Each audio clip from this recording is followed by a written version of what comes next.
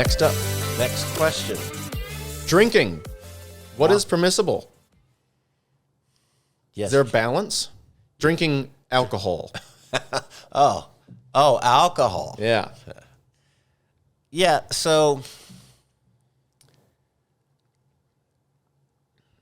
here's how I'd respond to that. There's nothing inherently moral about a beverage sitting in a cup. Okay? It's what one does with that beverage and what that beverage can do to the one. That is the issue. So I think there's several places in the New Testament where I could go and say, God's very clear that a Christ follower ought to be controlled and led by his Spirit and not by any undue influence of something else, whether that's people, or whether that's powers, or whether that's alcohol. There is walk by the Spirit, be controlled by the Spirit, the fruits of the Spirit. That's all very clear in the scriptures. And anything that compromises a person's capacity to respond to the leading of Christ in their life poses a risk. So then, rather than make some sort of, legalistic appeal, thou shalt not drink alcohol, then I always make my appeal on the basis of wisdom. That the person who's interested in following Christ and being controlled by his Spirit rather than controlled by a substance, a power, or a person, then I have to use wisdom to discern what person, power, or beverage poses a risk to me staying in control of myself. So really, I think this is more about being wise than it is about being obedient to a mandate or instruction. Everybody refers to the passage, not to be drunk. And so a lot of people go, well, I can drink as much alcohol as I prefer as long as I don't get drunk. And I'm going to say, well, yeah, that's what it says. But it's the discipline and the discernment of, when does that line get crossed? And the bigger issue for me, again, comes back to wisdom. And I always go back to Proverbs 20. And the verse says, wine is a mocker. In other words, wine, if given the opportunity, it will end up making fun of you. Yeah. And so what we're seeing in the book of Proverbs, the foolish person goes, I got this under control. It'll never be me that gets drunk, that gets addicted. And the foolish person learns the hard way that wine is a mocker. It'll always have the last laugh. The wise person goes, well, there's at least the potential that drinking this could leave me in a place that I don't want to be or cause me to do something I shouldn't do. Therefore, as a wise man, I'm not going to give it the opportunity to make fun of me. I'm not going to give it the opportunity to create the consequences that leave me in the backwash of having done stupid stuff because I was out of control. And by principle, and this is the way Proverbs work, it might speak specifically to wine being a mocker, but I think the larger principle of wisdom is any substance, any experience that has the potential of taking over or controlling you will make fun of you. Yeah, something that lessens or weakens your inhibitions. Yeah. Yeah, so I could, if I was doing the interpretation of that passage, I'd say pornography is a mocker, and gambling is a mocker, marijuana is a mocker, prescription drugs misused is a mocker. Gossip is a mocker. I mean, we just start naming anything that can, in fact, have undue influence or control over your life. It will ultimately get the last laugh. And so the wise person is saying, you know what? I'm not even going to go there. And I think that's really the part about, what is permissible. I mean, drink whatever you want. As a Christian, you have a responsibility of being obedient to Christ in regards to being out of control or being in control of something. And therefore, I'm saying then you have to use the careful diligence and discernment to decide what it is that you can drink without compromising the essence or the spirit of that instruction. Something always really bothered me when I was growing up. Different people I knew, but then also just people that I see now is parents who get drunk in front of their children. Mainly because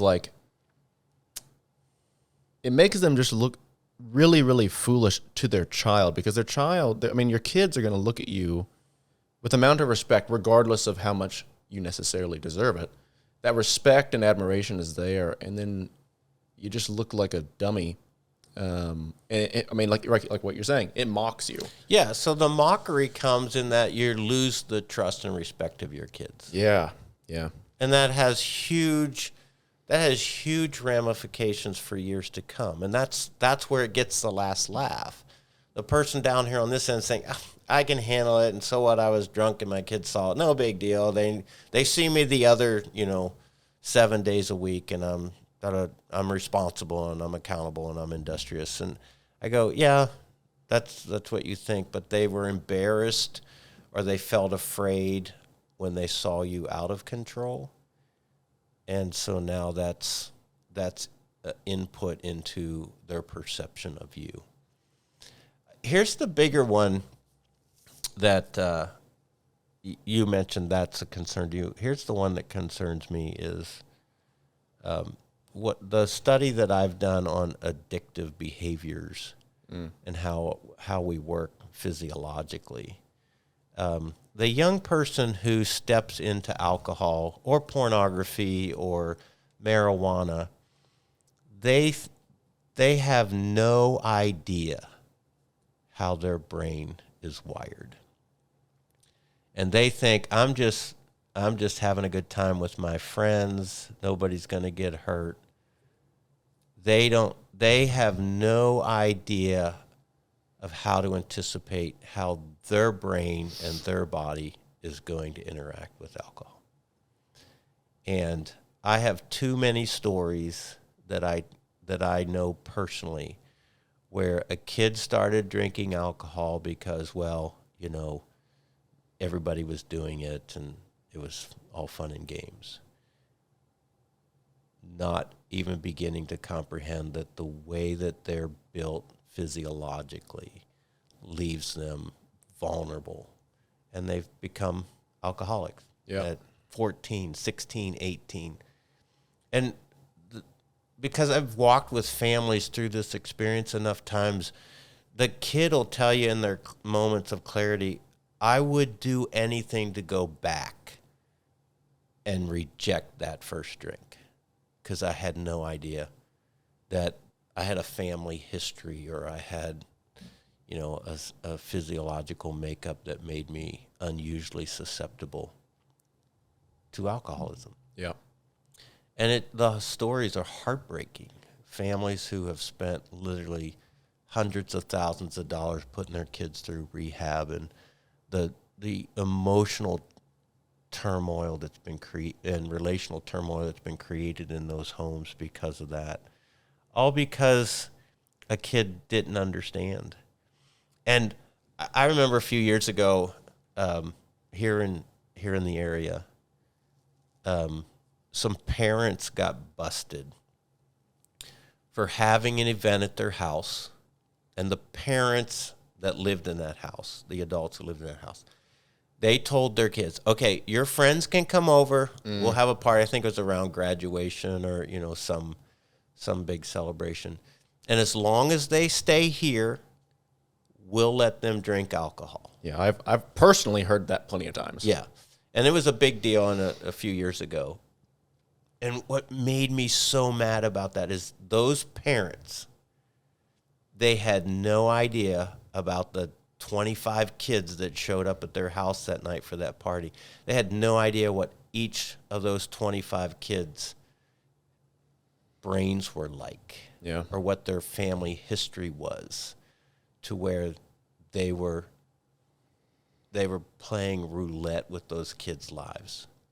Now, I don't know if anything came out of that experience for those kids, but man, I was so angry to think about those parents having made that choice without the permission of the other parents for that. Yeah. It just seems so grossly irresponsible that I just remember learning about it, reading about it, and I was incensed. I really was. In fact, I seriously debated speaking to that situation the following Sunday because it got a lot of press in our area. But I was just like, man, you can't do that to other people's kids. I don't care how cool you think you are that you're able to throw, an alcoholic party at your house with the kegs and all that with other people's kids when you don't know anything about who those kids are. Yeah, I don't. For the most part, it was there were some themes that kind of crossed, that kind of checked across the board. You could kind of tell which. I could have told you which kids' parents partied with them because they were the cool parents. You could just tell. Yeah. Very rarely was that beneficial to a child's life or the parent's life.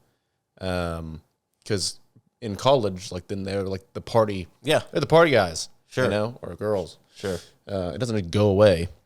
And again, this is where people are like, oh, relax, preacher. It's what you're modeling and teaching for the kids about obeying the law and respecting authority and making good choices for the health of your body and your mind. You're just modeling something that's so contrary to the wise way to go about living your life that parents are foolishly setting up their kids for failure, or at least struggle in their future because, well, my parents taught me that the law doesn't matter. So what other laws can I get away with breaking? And it just increases the risk of them getting caught doing something and having to pay the consequences for it. And that all goes back because mom and dad were trying to be, cool. Yeah. Well, something else too, something that really just kind of checked me out. So I have been drunk before, but I never really liked it. So I would still have drinks, but it was very much just an enjoyment, one, maybe two. Mm-hmm. But and for me, somebody who's kind of in my head all the time and who's already kind of I'm serious most of the time. Right. It can help to just loosen you up, Not that that's a good thing, which is my point. What is deficient in me that I can't just have a good time with my friends without it? What is deficient in me that I can't do this without it? Or I feel like I have to have it for that. I'll tell you what, going to a wedding and not having any, that's pushing it. Yeah. Because receptions, I don't dance. So I mean, they're just sitting there while everybody else is dancing or whatever. But and I just don't like a lot of that stuff. But no, seriously, that's asking yourself what's deficient in you. Yeah, that's self-examination. That's, Psalm 51, search me, O God. Yeah. I like how you said it. What's deficient in me that leads me to think I need this to take off the edge, just to sort of relax? And I go, well, the answer isn't the alcohol. The answer is examining what kind of dysfunctions, what kind of misinformation am I operating by that doesn't allow me to relax and be myself or have to be serious all the time. and you're not serious all the time because we have certainly had our Yeah, our I joke laughs. around a lot. But I understand what you're saying. And I like the framework that you're thinking through. And here's what's unusual, and we've teased you about this for years. You're 5? Yeah, about to be 25. 25 going on 55. Yeah. But you've been like that since I've known you. But that's a certain expression of maturity and wisdom on your part. You're concerned about doing life correctly. Well, most 18, 19, 20, 25-year-olds aren't thinking like that. I don't know many people older than that either thinking like that. Oh, yeah, I can. But I know what you mean. It's even worse when you're younger. Yeah. Yeah, I meet plenty of 30, 40, and 50-year-olds that don't have the kind of maturity to do the self-examination that's necessary to live a wise life. Because it's scary and it's too much work, and they don't slow down and be quiet enough to do that kind of thought. Also, alcohol damages your brain, so it's actually making you more stupid. And that terrified me. And so that really, that was like, I got off easy. There's not a single thing I've ever tasted that I liked. I found it repulsive. So, and this whole idea of it's an acquired taste, I'm like, what? I'm going to work at trying to like something that tastes awful? That's people who tell me that they drink just because they like the taste. I do not buy it. And I say, no. Why would you not just have sweet tea or like some other beverage Now that's way you're better? talking sweet tea. Yeah. This ain't good. I mean, like, whatever. But I'm like, no, you're not drinking because you actually enjoy that stupid thing. And the thought of being out of control, not Yeah. being, No. is scary to me. So No, it is. It can be a scary thing. I haven't been that bad, but people who have been, I'm like, oh my gosh, you're not even the same person. All right. People out of control scare me. Not just me being out of control, but other people who are out of control scare me. Yeah. Oh, I'm clear of this because this could go so many ways sideways. It just also doesn't make them any better to be around. Like, No. Oh my gosh. Being around somebody who is high is the worst experience ever because they're just so dull and slow. Yeah, I officiated a wedding years ago and came to the reception afterwards, and this family member was late getting to our table. When they did, it was obvious they were 3 sheets to the wind. And it was so horrible because the wife was so embarrassed. So embarrassed. Like, she kept trying to get him to shut up. She kept trying to get him to, just mind his own business. And he just was boisterous and loud and obnoxious to the whole table. And she was just dying 1,000 deaths. Like, I can't believe you did this to me. And again, that's wine is a mocker.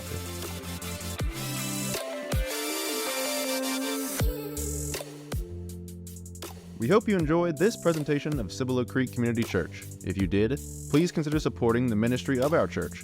Your donations make a difference. To check out more resources or to share a gift, please visit us at cibolocreek.com. Thanks for listening.